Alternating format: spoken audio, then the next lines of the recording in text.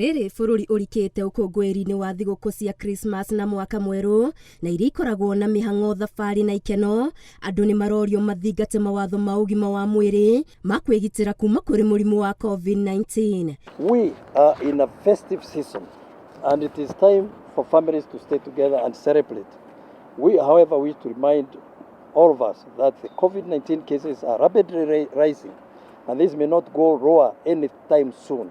We urge all of us to remain alive to the adverse effects of COVID-19 and strictly adhere to the health protocols. We can only protect ourselves and our loved ones when we all observe the guidelines issued. Wambora augĩte kuona bũrũri nĩ hĩndĩ ũrageria kwĩyũkĩrĩria kĩwonjoria kumana na igũtha rĩa mũtuthũko wa COVID-19 harĩ bata mũingĩ ũiyũkie ũtekũmaĩrĩria mawatho ma COVID-19 nĩguo gũthara bũrũri kuma hathara makĩria.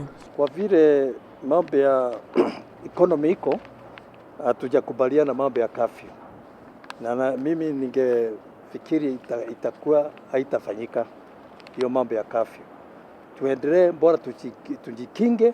Gũkinyĩria ũmũthĩ bũrũri wandĩkithĩtie arwaru erũ 1,020 ithimi-inĩ 3,444.